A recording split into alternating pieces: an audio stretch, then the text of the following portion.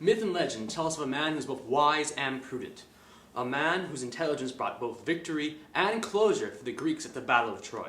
A man whose arrogance and lack of respect for the gods fated him to embark upon a 10-year-long journey to reach home. Who was this man?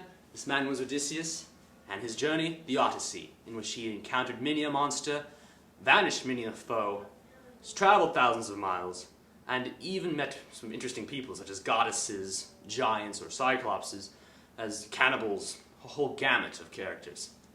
In the end, however, when he finally did reach Ithaca, he returned not only a conquering hero, but also a much more wise and, shall we say, worldly individual. However, much of Odysseus' fame and glory is owed to an often overlooked and underappreciated set of individuals, whose sacrifices are further demeaned by both Odysseus and history herself. Odysseus' crew, the very same men who loyally and gladly threw their lives away for him at Troy, and later put their trust and their faith in not only their captain, their king, but their commander until the very end during their misadventures out at sea. Odysseus' adventures and exploits have become one of history's greatest stories. Yet, is this greatness founded? Is indeed Odysseus the clever, strong, wise, and intelligent individual that the myths suggest? Or is he in fact a blundering, incompetent, and injudicious leader whose actions not only delayed his homecoming, but also resulted in the complete and utter destruction of all of his companions? Odysseus, what the hell do you think you're doing? This is not your time to shine. Get off!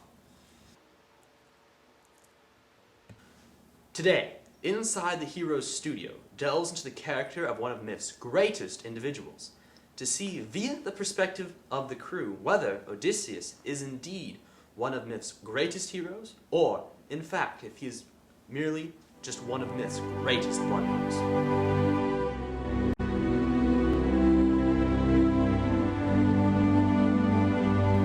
Good afternoon, Odysseus, son of Laertes. How are you doing? I'm doing good. How about you? Not bad, thanks for asking.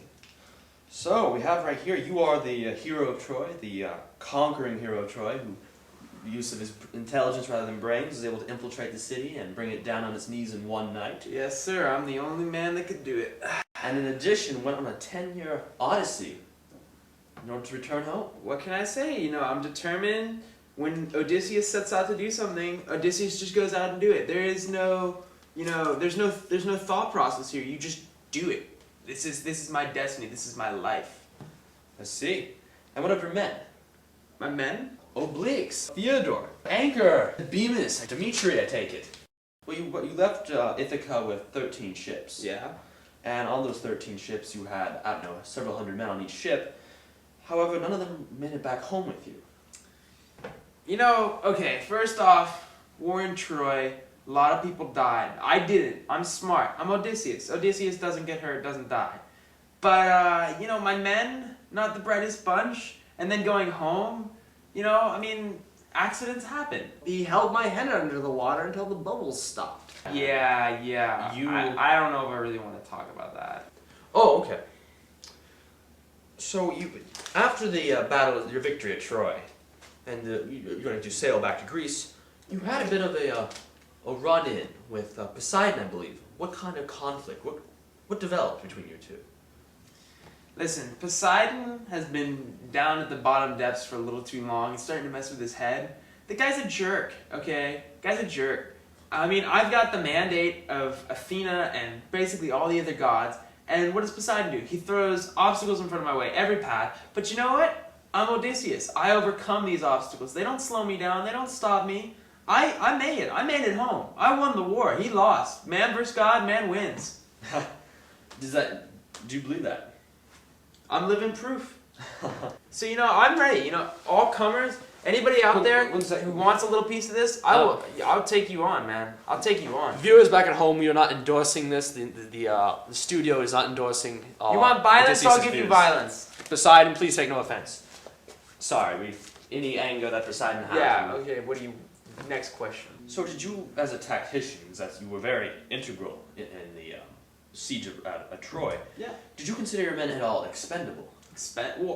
What is war, okay? War is full of expendable men, I mean, I don't even want to say expendable. I take that back. Expendable is not the word I want to use. But what word would you use?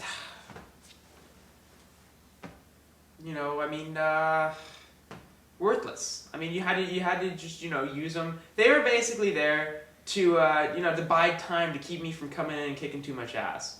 Okay, like, they were there to make the war, you know, competitive. If it had just been like me and a couple other guys, like, we could have sacked Troy in a week. Do you see your crew as sort of a hindrance to your... You know, I'm not going to say they were a hindrance. There were some times where they were helpful. I mean, they did a lot of the grunt work, stuff that, you know, I couldn't get my hands dirty with. But, yeah, okay, they were a hindrance. Yeah. And just for the audience at home, or for our viewers, what traits would you describe? What adjectives come in mind when you think of your crew? Well, when you did deal with your crew, let's say, you know, you're on the deck, they're rowing, you're trying to get back home. What was one through your mind whenever you look at your crew members? What kind of... They were basically, you know, the muscle. You know, they weren't very bright. They were kind of annoying. I mean, there was that instance where they opened the bag of the winds and let all the wind out. So I mean, we were this close to getting home, this close. Right. And what do? They open the bag. And you said that he was a trustworthy douchebag. One of your former statements. Mm-hmm. In the situation of trust, in the event when you trusted him, he met a king or a god on the island. He didn't tell you what he brought back, but he brings back this bag. Mm-hmm. And Odysseus maintains that if he told you what was in this bag, you wouldn't have believed him. I would definitely agree with that. You wouldn't have believed him.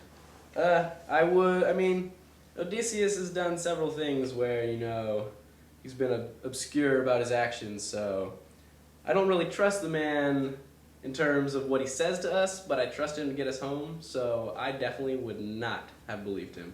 Odysseus maintained that you would not have believed him if he told you that. You would have thought he was lying. Would you have believed Odysseus if he had said that the wind was indeed harnessed in this bag?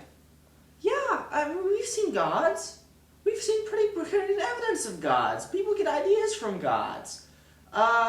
You know, we make our sacrifices. It's not completely out of the realm. When we think about what we've seen on the short time while we were on a journey. Think about what we saw. We saw Cyclops. We know that gods exist. And, you know, if there's a bag of wind and he says don't open it, then it would have been fine. Or even if he lied to us. Even if he just said, oh, well, I'm just keeping some pots and pans in there or something. Then we wouldn't have bothered. It would have not been an issue. We would have made it home. So, I mean, you know, I can't, I feel no remorse, you know. I don't feel bad for the fact that they died. They died, you know, because they're not Odysseus, you know. They're not me. I am me, and... you are you. And it's what I do, and it's who I am, and it's how I made it home. Because I'm Odysseus. I'm me.